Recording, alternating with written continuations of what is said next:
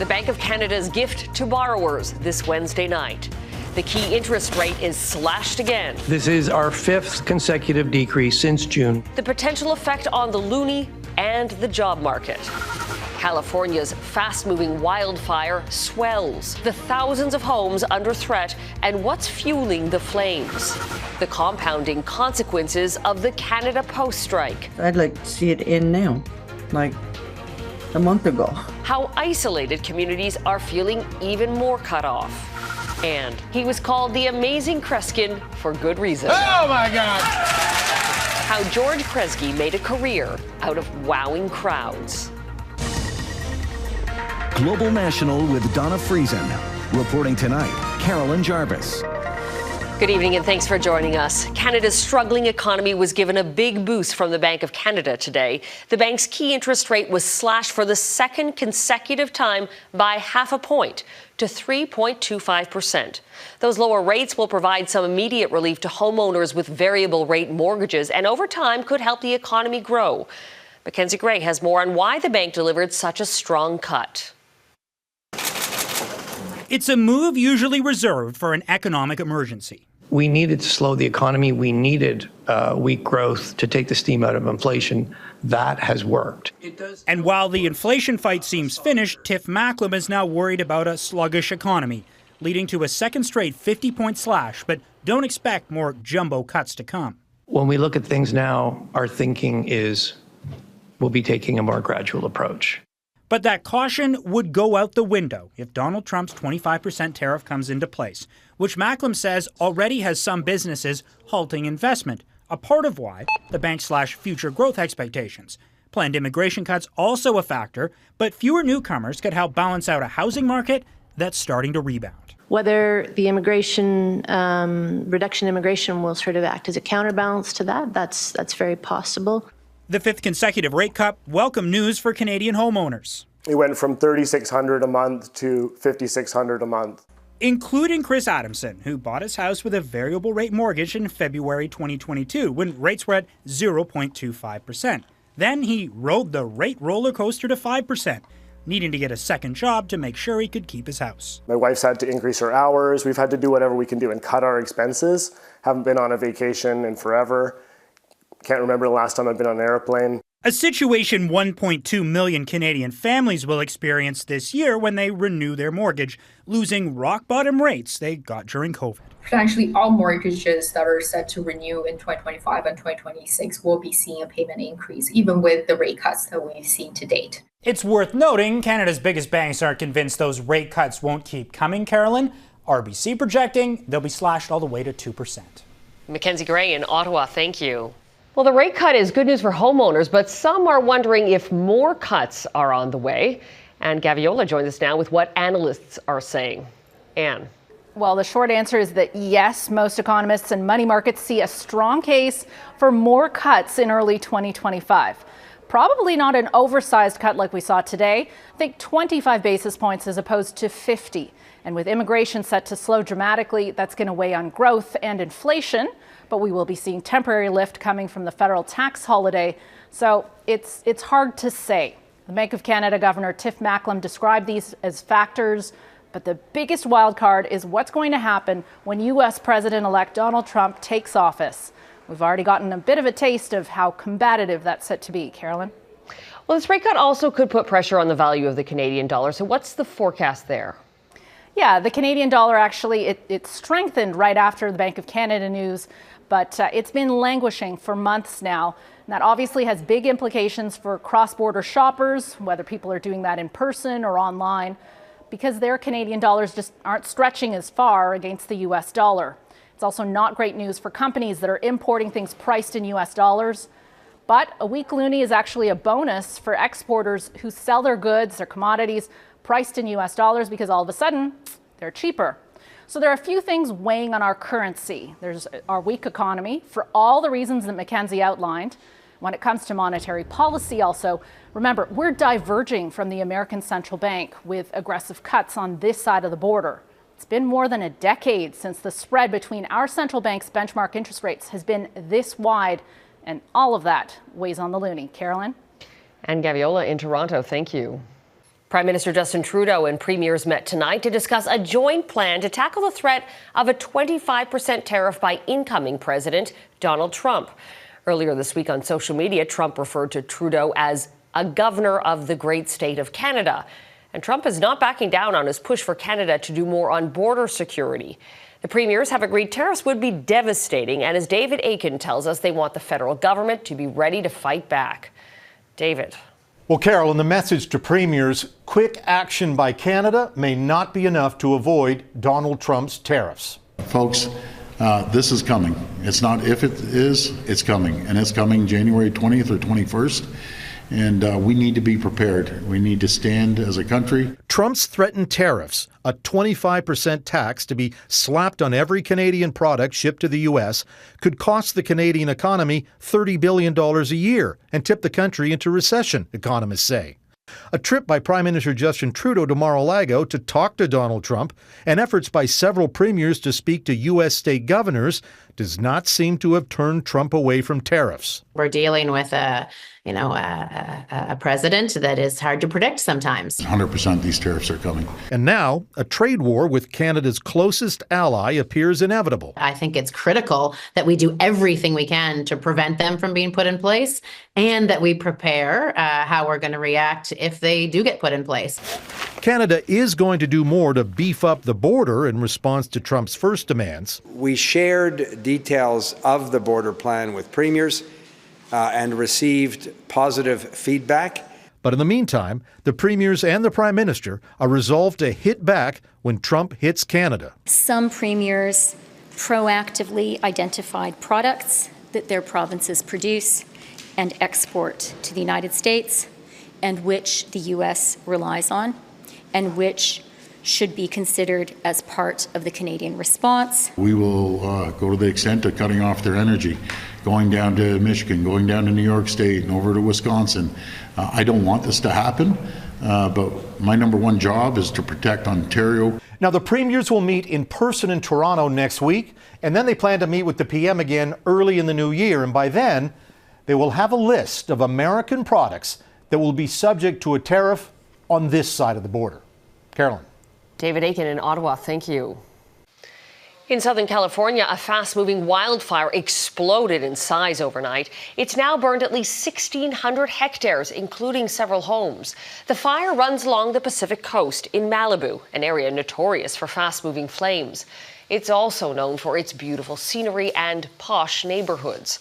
More than 1,500 firefighters are battling strong winds and steep terrain in an effort to gain the upper hand. But as Jackson Proskow reports, they desperately need the weather to improve. The Franklin fire is raging across the Malibu hills, growing by 40% overnight. It almost looks like a volcanic eruption. At times, flames have consumed the equivalent of 5 football fields every minute, fueled by powerful Santa Ana winds. This is a notorious area. The wind's coming straight down Malibu Canyon. Like a blowtorch. An emergency evacuation of this area is required.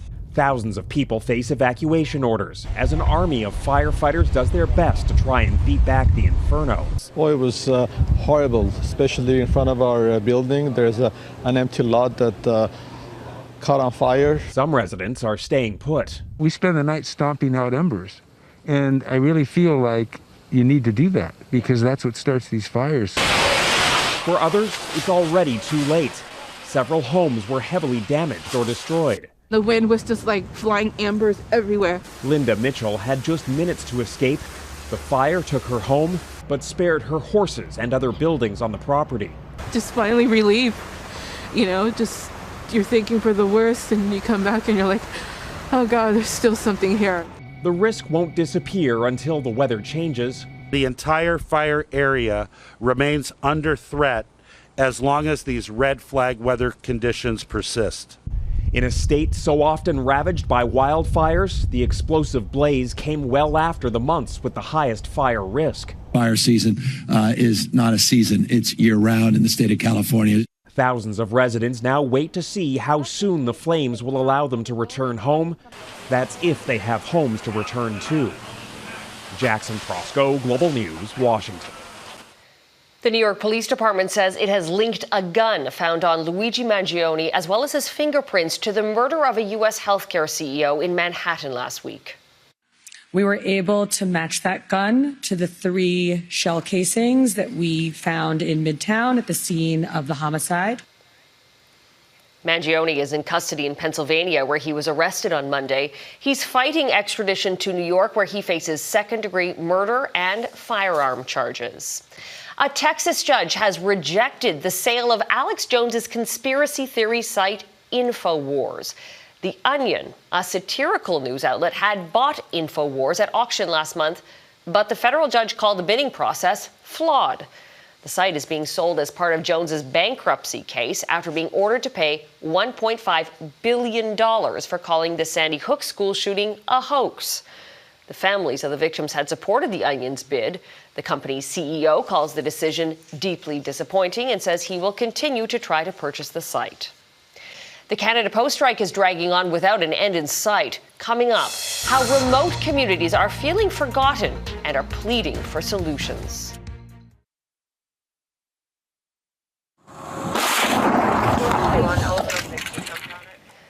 Police in Illinois have released new footage of a garbage truck exploding in a Chicago suburb. Emergency crews initially responded to reports of the truck being on fire. When they arrived, it exploded, injuring 3 first responders and setting debris flying several blocks away. Some nearby homes were also damaged. The cause of the explosion is under investigation. Canada Post and the union representing postal workers are in a war of words as a nationwide strike approaches the 1-month mark. The Crown Corporation says the union's latest demands are unaffordable and unsustainable. The union says its proposals are lower than previous demands and meant to bring the two sides closer together. And yet they remain far apart, fueling further calls for the federal government to intervene. As Heidi Petracek reports, those calls are intensifying from remote communities where people feel increasingly isolated as the strike drags on. Solidarity! Striking Canada Post workers in Halifax say they're in for the long haul. We're on day 27. We're not giving up now. The union and the employer at a stalemate as Canadians grow increasingly impatient, perhaps nowhere more so than in northern and remote communities. Both the Assembly of First Nations and the national group representing Inuit in Canada calling for an immediate resolution. So far, the Labour Minister isn't budging. It's time for these parties to reflect the great responsibility that they have, get on with these negotiations. My goodness, I'd like to see it end now. That's the mayor of Postville in Labrador, a small community more than 180 kilometers from the town of Happy Valley Goose Bay. There's no road to Postville. Everything comes in either by air or by ferry once a week before the freeze. Now they're cut off from essentials. Seniors mostly let them get their checks, their old-age pension checks by mail, because a lot of them don't do online banking. Residents order everything from clothing to baby formula online. The one store in town stocked with some basics. Couriers don't come here, and the cost of flying things in? I received a few packages a couple weeks ago, and it cost me almost $200. With postal workers on picket lines, it's not only extremely difficult to get essential items to northern and remote communities, but it's also tough to get items that could be considered equally important at this time of year there, Christmas gifts. The area's provincial government representative is pleading for solutions from Ottawa. Right now, Santa's help has been cancelled. And, you know, it's really difficult to recover from that kind of disappointment. I wish the strike would never have happened, especially around Christmas time. Labor negotiations lost on northern kids waiting for presents from afar. Heidi Petracek, Global News, Halifax. Several varieties of made good granola bars are being recalled in Canada over possible metal contamination. The company issued a voluntary recall because several types of granola bars may contain pieces of metal. So far, the company has received 7 complaints, but no injuries have been reported. The affected bars were produced between January and November. Full details are on our website, globalnews.ca/globalnational. Martial law fallout ahead. Protesters want him to step down. So what's next for South Korea's embattled president? Opposition fighters have set fire to the tomb of Syria's former president Hafez al-Assad. Video verified by the Associated Press appears to show smoldering debris inside a mausoleum in the family's hometown. Hafez al-Assad ruled Syria for 3 decades until his death in 2000. Power was then handed over to his son, Bashar. Both ruled with an iron fist. Bashar al-Assad was ousted over the weekend and fled to Russia. In central and northern Gaza, Israeli airstrikes have killed at least 38 people and injured several more. A multi-story building and a refugee camp were hit. Israel's military says it was targeting Hamas militants and calls the number of deaths inaccurate. According to Gaza's Hamas-run health ministry, nearly 45,000 people have been killed since Israel declared war on Hamas last year. A young girl from Sierra Leone has been rescued after being stranded in the Mediterranean Sea for 3 days. The 11-year-old says she was one of 45 migrants who tried to cross the Mediterranean from Tunisia. The boat they were on capsized. She survived thanks to a life jacket and 2 tire tubes. She was spotted by rescuers on their way to another emergency. The girl is now recovering in Italy. No other survivors were found. 8 days after South Korea's President Yoon Suk-yeol briefly invoked martial law, North Korean media is reporting for the first time on the political crisis unfolding south of the border. 심각한 통치 위기, 탄핵 위기에 처한 윤석열 괴뢰가 On state-run TV, this news anchor called Yoon a puppet leader of a fascist dictatorship who has thrown the country into chaos. There are more protests on the streets of South Korea calling for Yoon to step down. And as Redmond Shannon reports, today we learned one of his close allies, the former defense minister, tried to take his own life in jail.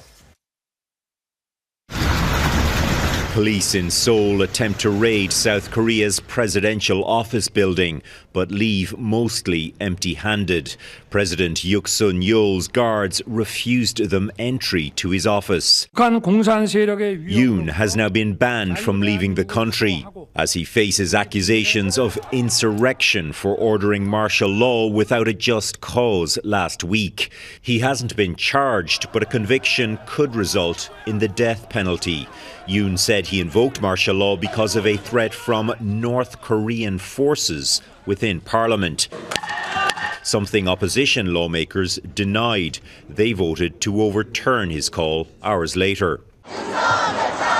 For days, protesters have called for Yoon to quit. The opposition tried but failed to impeach him because Yoon's party boycotted the vote. So Yoon remains in office. Maintaining that position as a president does give him the power, the position, the legal protections that private person would not have access to.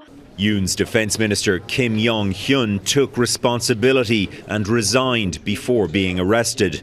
On Wednesday, authorities said he tried to take his own life in jail. Police have also detained the heads of the National and Seoul police forces for their alleged role in trying to block lawmakers from accessing Parliament after martial law was declared. If more and more of Yoon's senior officials decide to resign, this will obviously make things very difficult, not just for Yoon, but for the ruling party. The opposition plans a new impeachment vote on Saturday.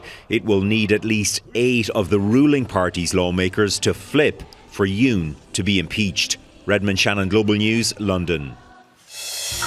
He was a master of mind games and a staple on TV in the 70s. We look back at the legacy of the amazing Kreskin next.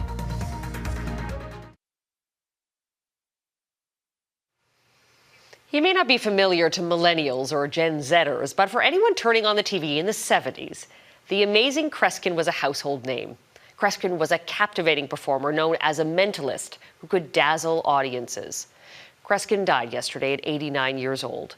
Eric Sorensen looks back at his famed career. The amazing Kreskin. Once upon a time, an appearance on Johnny Carson could change a career. Kreskin was on 88 times. Come on down and persuading ordinary folks to experience something amazing. In this instance, to move glasses across a table without trying. You tell me what's happening. It's jumping around. And you're not doing this deliberately, are you? Was it subconscious, a parlor trick?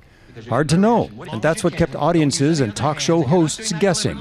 On David Letterman. What's the first few words on the page? You want it from me? Yeah. You want to tell you? What do you think? I'm a mind reader? Let me know what they are.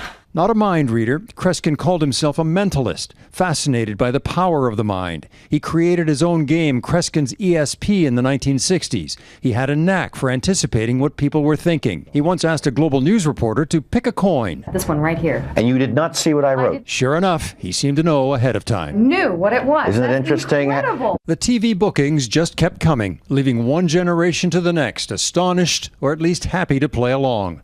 He didn't claim to tell the future, but said he could pick up on body language and through the power of suggestion, influence people's thinking. I can only work with people's concentration, with the present. I've never wanted to try to influence people's lives. I don't foretell the future. I perceive thoughts. I influence people's thoughts. During live shows around the world, he would often have his paycheck hidden somewhere by the audience and said once in a while he couldn't find it and wasn't paid. But he says he never used electronic devices or secret listeners to tip him off in his act. To the day I die, Red, $1 million. Let all the skeptics come out of the rafters who can prove that I do those things. As for the first words on Letterman's page in that book? Compounds, comma. That's what I got. Oh, my God. Maybe the most amazing thing about Kreskin is that a career exposed to so many skeptics lasted 60 years. And that is Global National for this Wednesday night. I'm Carolyn Jarvis. Tonight's Your Canada is the Christmas tree near La Grande Roue in Old Montreal. We love seeing your festive Canada. Please email your holiday photos to globalnational@globalnews.ca. Thanks for watching. Hope you'll join us again tomorrow. Have a great night.